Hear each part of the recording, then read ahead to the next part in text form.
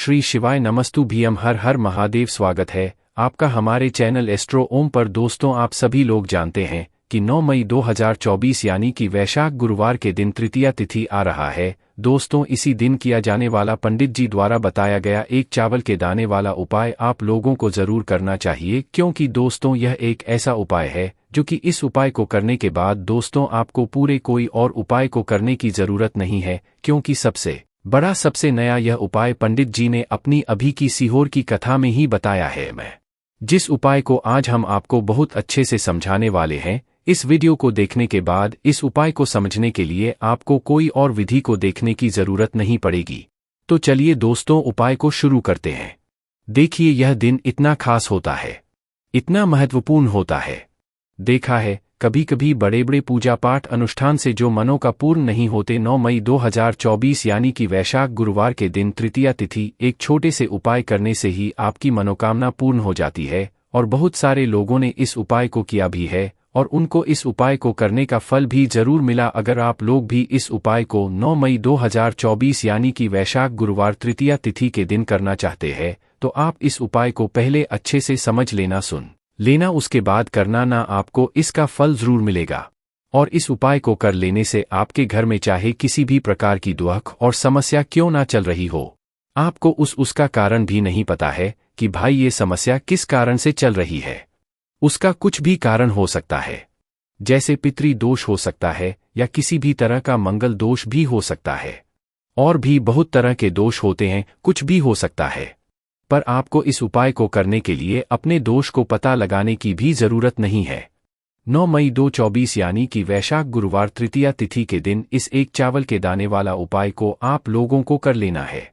यह एक ऐसा उपाय है जिस उपाय को अगर किसी विशेष दिन पर किया जाए तो भाई उस विशेष दिन का जो है वह तो हमें मिलता ही मिलता है। पर हमने उस दिन पर इस एक चावल के दाने वाला उपाय को किया है तो हमें उससे भी बड़ा फल मिलता है, और फल बहुत जल्दी मिलता है, क्योंकि आप इस उपाय को बहुत ही बड़े और विशेष दिन पर कर रहे हो। क्योंकि 9 मई 2024 यानी कि वैशाख गुरुवार तृतीया तिथि के दिन तृतीया तिथि बहुत ही ज्यादा बड़ा होता है। इसीलिए दोस्तों, आज की इस वीडियो में हम आप लोगों को एक चावल के दाने वाला उपाय समझाएंगे, जिस उपाय को करने से अगर आपकी किसी भी प्रकार की मनोकामना है, किसी भी प्रकार की दैहिक और परेशानी है, सबसे ज्यादा समस्याएं आपके जीवन में ही है। अगर आपको धन प्राप्ति नहीं हो पा रहा है, रुपए पैसे की आपके घर में लगातार दिक्कत परेशानियां चलती चली आ रही है, आपका व्यापार आपकी नौकरी अगर अच्छे ऐसे नहीं चल रहे हैं, जिसकी वजह से घर में लगातार आर्थिक समस्याएं बनी रहती है, घर का कोई ना कोई सदस्य अगर बीमार रहता है, आपस में एक दूसरे से लड़ाई झगड़ा होता रहता है, किसी की अगर बनती नहीं है, तो पूज्य गुरुजी ने कहा है कि जब आपके जीवन में ऐसी परिस्थितियां आ जाए कि आप एक एक रुपए खर्च करने से पहले कई बार सोचने लगे हो, आपको धन प्राप्ति अगर नहीं हो पा रहा हो, तो को सिर्फ और सिर्फ एक चावल के दाने वाला उपाय से शिवलिंग के सामने एक ऐसा विशेष उपाय करना है जो आपकी इन सारी समस्याओं को सिर्फ 21 दिन के अंदर ही समाप्त कर देगा। तो चलिए जानते हैं इन विशेष उपायों के बारे में। लेकिन उससे पहले जो भी मेरे भाई मेरी प्यारी बहनें आज चैनल पर पहली बार आए हैं या मेरी आवाज आज पहली बार सुन रहे हैं, अगर आप भी महादेव के सच्चे भक्त हैं तो वीडियो को लाइक और सब्सक्राइब जरूर कर लें। दोस्तों, अब उसके बाद में दोस्तों ये वाला जो उपाय है ये किसको करना है, तो देखो, घर का जो बड़ा और मुख्य सदस्य होगा उसी व्यक्ति को ये वाला उपाय करना है। अब वह बड़ा व्यक्ति मुख्य रूप से घर की माताएं बहनें होंगी तो ज्यादा बेहतर होगा, मतलब कि घर की जो बड़ी माताएं बहनें होंगी अगर वह यह वाला उपाय करेंगी तो ज्यादा अच्छा होगा, क्योंकि घर की जो माताएं बहनें होती हैं वह घर की होती, और जब घर की लक्ष्मी कोई उपाय को करती है तो उसका फल हमें बहुत जल्दी और बहुत बड़ा होकर मिलता है, और जितने प्रकार की समस्याएं आपके जीवन में चल रही होंगी वह धीरे धीरे करके दूर होना शुरू हो जाएंगी। तो ध्यान रखिएगा, घर में से कोई एक ही बड़ा और मुख्य सदस्य ही एक चावल के दाने वाला उपाय को करें, विशेष रूप से घर की माताओं बहनों में से कोई एक माता बहन इस वाले उपाय को करें। ठीक है, यह बात आपको समझ गई। अब हम सुनते हैं इस वाले उपाय को हमें करना किस समय है। एक चावल के दाने वाला उपाय को हमें वैशाख गुरुवार तृतीया तिथि के दिन करना किस समय, तो देखिए, इस उपाय को करने का जो समय है वह सुबह का समय है और शाम का समय भी है। अब देखिए, यहाँ पर हम मुख्य रूप से सुबह का समय नहीं बोलेंगे, क्योंकि देखिए वैशाख के महीने का वैशाख गुरुवार तृतीया तिथि और आप सभी लोग जानते हैं गुरुवार के दिन का वैशाख के महीने का वैशाख गुरुवार तृतीया तिथि मतलब शाम का जो समय वह होता है ना दिन भगवान शिव जी का सबसे प्रिय दिन होता है। तो आप लोग इस एक चावल के दाने वाला उपाय को सुबह के समय भी कर सकते हो और शाम के समय प्रदोष काल में भी कर सकते हो। सुबह के समय अगर कर रहे हो तो 11 बजे तक भी अगर उपाय करोगे तो भी आपको उपाय का फल मिलेगा। वही अगर शाम के समय कर रहे हो तो इस दिन जरूर शाम के समय का ध्यान रखना कि शाम के 6 बजे से लेकर 7 बजे के बीच में अगर आप इस उपाय को कर सकते हो तो कर लेना, पूरी कोशिश करना। पर यह बात आपको समझ आ गई कि आप इस उपाय को सुबह और शाम दोनों समय कर सकते हो। मतलब करना आपको एक ही समय है, घर में से किसी एक ही बड़े व्यक्ति को करना है, पर एक ही बार इस उपाय को करना है, दोनों समय नहीं करना है। आपको जो समय अच्छा लगे आप उस समय पर इस वाले उपाय को कर सकते हैं। देखिए इस वीडियो में हम लोग पूज्य गुरुजी द्वारा बताए गए 3 बेहद खास और अचूक उपायों के बारे में बात करेंगे। इनमें से जो भी उपाय के लिए सरल हो, आसान हो, वो आप अपनी सुविधा अनुसार कर सकते हैं।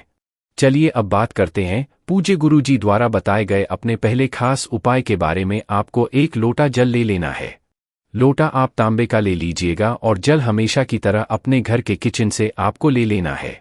फिर इसी के साथ आपको ले लेना है सिर्फ 1 चावल का दाना। अब जो भी आप चावल का दाना लेंगे वो कहीं से भी टूटा खंडित नहीं होना चाहिए, चावल का दाना पूर्ण होना। फिर इसी के साथ आपको ले लेना है 1 बेलपत्र। बेलपत्र अगर आपके पास में नहीं है तो शिवलिंग के ऊपर चढ़ी हुई बेलपत्र को उठाकर इसे जल से आप शुद्ध करके आप फिर से इसका इस्तेमाल शिवलिंग पर कर सकते हैं। बस आपको ध्यान रखना है कि बेलपत्र कहीं से भी कटी, फटी, टूटी, खंडित नहीं होनी चाहिए। और इसी के साथ अगर बेलपत्र के आखिर में डंडी या ठुटका है तो उसे भी आपको तोड़ करके अलग कर लेना है। फिर सबसे आखिर में को लेना है थोड़ा सा पीला चंदन। अगर आपके घर में पीला चंदन पाउडर फॉर्म में है तो आप उसे ले लीजिए, या फिर अगर आपके घर में पीले चंदन की लकड़ी है तो उसे घिसकर उससे पीला चंदन आप निकाल सकते हैं। अब ये सारी सामग्री लेकर के आपको पहुंच जाना है शिवालय। पूज्य गुरुजी ने कहा है कि यह उपाय आप शाम को प्रदोष काल के दिन अगर करते हैं तो यह आपके लिए अति उत्तम रहेगा। यानी कि आप इस उपाय को शाम को दोष काल के समय कर लीजिए, और अगर शाम को प्रदोष काल में आपके पास में समय टाइम नहीं है तो फिर आप इस उपाय को प्रदोष के दिन आप सुबह प्रातःकाल में भी कर सकते हैं। शिवालय पहुंचने के बाद सबसे पहले आप जो 1 बेलपत्र अपने साथ लेकर गए हैं उस बेलपत्र की सबसे आगे वाली पत्ती पर, यानी कि सबसे बड़ी वाली जो पत्ती होती है ऊपर, उस पत्ती में आपको चिकनी साइड में इस पीले चंदन को अच्छी तरीके से लगा देना। बेलपत्र की सबसे आगे वाली पत्ती में आपको इस चंदन को लगा देना है। फिर इसके बाद आप जो 1 चावल का दाना लेकर गए हैं वो इसी पत्ती के ऊपर आपको चिपका देना है। अब यह बेलपत्र आपको शिवलिंग के ऊपर समर्पित कर देना है। ये बेलपत्र समर्पित करते हुए आप इस बात का ध्यान रखेंगे कि बेलपत्र की डंडी का हिस्सा जलाधारी की तरफ रहेगा और बेलपत्र की चिकनी साइड, यानी कि जिस तरफ आपने पीला चंदन चावल लगाया हुआ है वो साइड शिवलिंग में टच करेगा, शिवलिंग में स्पर्श करेगा। बेलपत्र रखते समय आपके जीवन में जो भी संकट है, जो भी कष्ट है, जो भी परेशानी है, तो उस समस्या को दूर करने के लिए आप महादेव जी से प्रार्थना कर लेंगे और यह 1 बेलपत्र आपको शिवलिंग के ऊपर समर्पित कर देना है। इसके बाद आप जो 1 लोटा जल लेकर गए हैं उस जल को आप धीरे धीरे शिवलिंग पर समर्पित करते जाएंगे इसी बेलपत्र के, और लगातार श्री शिवाय नमस्तुभ्यम या ओम नमः शिवाय मंत्र का स्मरण करते जाएंगे। पूज्य गुरुजी ने कहा है कि अगर हम महादेव जी के सामने यह विशेष उपाय करते हैं तो हम आपको यकीन दिलाते हैं कि आपके जीवन से सारी समस्याओं का अंत मात्र 1 माह में होना शुरू हो जाएगा। अब इसके बाद बात करते हैं पूज्य गुरुजी द्वारा बताए गए अपने दूसरे खास उपाय के बारे में। देखिए इस उपाय को उन लोगों करना है जिनके शरीर में कोई भारी रोग हो गया है, कोई बीमारी हो गई है, उनकी बीमारी अगर दूर ही नहीं हो रही है, डॉक्टर को दिखाकर अगर दवाइयां लगातार खा करके भी वो परेशान हो चुके हैं लेकिन उनका रोग ठीक होने का नाम ही नहीं ले रहा है, तो ऐसे लोगों को ये उपाय जरूर करना है। देखिए इस उपाय के लिए आपको सिर्फ 1 लोटा जल ले लेना है। लोटा आप तांबे का ले लीजिएगा और जल हमेशा की तरह आपको अपने घर के किचन से ले लेना है। फिर इसी आपको ले लेना है थोड़ा सा शहद। आप आधे से भी आधा चम्मच शहद का उपयोग कर सकते हैं। अब ये दोनों सामग्री लेकर आपको पहुंच जाना है शिवालय। पूज्य गुरुजी ने कहा है कि यह उपाय भी आप सुबह करना चाहे तो सुबह कर सकते हैं और शाम को करना चाहे तो शाम को कर सकते हैं, मतलब जब भी आपके पास में टाइम मिले तो आप प्रदोष के दिन शिवालय पहुंच करके इस उपाय को कर सकते हैं। शिवालय पहुंच करके सबसे पहले आप एक काम करेंगे, आप जो शहद लेकर गए उसको आप अपनी उंगली में लगा लीजिए और इस शहद से आपको माता अशोक सुंदरी वाले स्थान पर ओम बना देना है। अभी पहले उपाय में आपको बताया गया था कि माता अशोक सुंदरी वाले स्थान पर आपको घी लगाना है, तो उसी स्थान पर जिस स्थान पर आपने घी लगाया था उसी स्थान पर आपको ओम का निशान इस शहद से बना देना है। ओम बनाने के बाद फिर आपके पास जो एक लोटा जल है उस जल को आप शिवलिंग के ऊपर धीरे धीरे समर्पित करते जाएंगे और लगातार कुंद महादेव जी के नाम का स्मरण करते जाएंगे। श्री शिवाय नमस्तु भयम या कुंदकेश्वर महादेव जी के नाम का आप स्मरण करेंगे और जो जलाधारी से जल नीचे गिर रहा है उस जल को आप वहीं पर किसी पात्र में आप एकत्रित कर लीजिएगा। पूज्य गुरु जी कहते हैं कि जब भी हमें रोग मुक्ति के लिए या बीमारी से मुक्ति पाने के लिए अगर हम कोई शिवलिंग पर उपाय करते हैं तो हम कुंदकेश्वर महादेव जी के नाम का स्मरण करत है, क्योंकि कुंदकेश्वर महादेव जी की कृपा से हमारे शरीर की या फिर हमारे घर के सदस्य के शरीर में जो बीमारी हो गई है वो बहुत ही शीघ्रता से समाप्त हो जाती है। अब यह जो जल आपने शिवलिंग पर चढ़ाया है, जो जल जलाधारी से जल नीचे गिर रहा है, जिसे अपने पात्र में इकट्ठा किया हुआ है, इसको आपको महादेव जी से औषधि स्वरूप मांग लेना।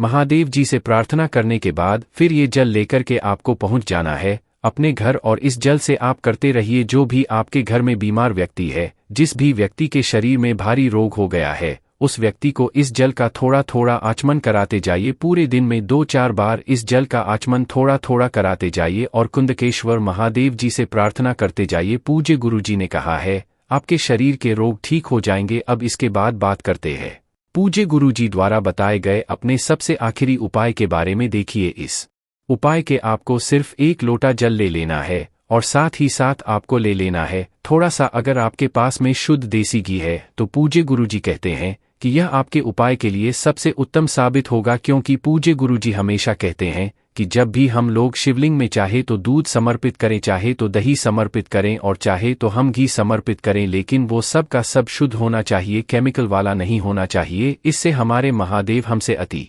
शीघ्र प्रसन्न होते हैं। तो आपको 1 लोटा जल किसी भी तांबे के पात्र में ले लेना और साथ ही साथ आपको थोड़ा सा घी लेकर पहुंच जाना है शिवालय पहुंचकर के सबसे पहले आपको एक काम करना है। आप जो घी लेकर के आए हैं उस घी से आप माता अशोक असुंदरी वाले स्थान पर लेपन कर देंगे। जलाधारी वाले स्थान के बीच में जो स्थान होता है जहां से जल बहकर नीचे गिरता है, उसके बीच में जो कहीं कहीं पर सांप की आकृति बनी होती है तो कहीं कहीं पर मोटी उठी हुई लाइन होती है, तो यही जो मोटी उठी हुई लाइन होती है या सांप की आकृति बनी होती है, इसी को माता अशोक सुंदरी का स्थान कहते हैं। और यहीं पर आपको अपने दाहिने हाथ यानी कि राइट हैंड से अच्छी तरीके से घी का लेपन कर देना है। घी का लेपन माता अशोक सुंदरी वाले स्थान पर करते हुए आपके जीवन में रोग से संबंधित यानी कि आपके में अगर कोई रोग हो गया है या फिर आपके घर के किसी सदस्य के शरीर में रोग हो गया है, तो पूज्य गुरु जी ने कहा है कि आपको लगातार कुंदकेश्वर महादेव जी के नाम का स्मरण करते जाना है।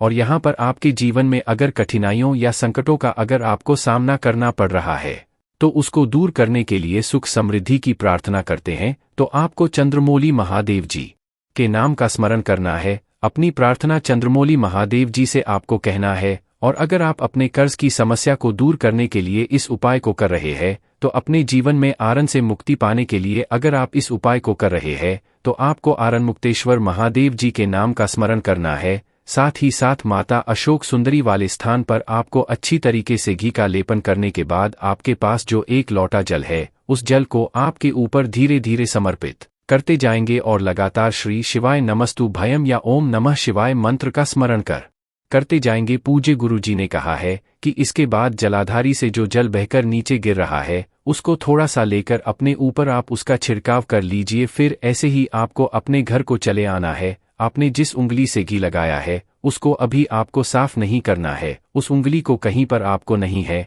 बल्कि ऐसे ही आपको अपने घर के मुख्य द्वार पर आ जाना है। अब आप अपने घर के मुख्य द्वार पर यानी कि मेन गेट के ऊपर उसी उंगली से जिस उंगली से आपने माता अशोक सुंदरी वाले स्थान पर घी का लेपन किया था उसी उंगली से अपने घर के मुख्य द्वार पर यानी कि मेन गेट के ऊपर आप एक बिंदी रख देंगे। बिंदी रखते हुए आप चाहे तो अन्मुक्तेश्वर महादेव जी के नाम का स्मरण कर लीजिए। अगर आप कर्ज मुक्ति के लिए इस उपाय को कर रहे हैं तो आपको अदमुक्तेश्वर महादेव जी के नाम का स्मरण करना है। अगर आप रोग मुक्ति के लिए यह उपाय कर रहे हैं तो आपको कुंदकेश्वर महादेव जी के नाम का स्मरण कर लेना है, और अगर आप सुख समृद्धि की प्राप्ति के लिए ये उपाय कर रहे हैं तो आपको चंद्रमौली महादेव जी के नाम का स्मरण करते हुए अपने घर के बाहर मेन गेट के ऊपर आपको एक बिंदी लगा देनी है।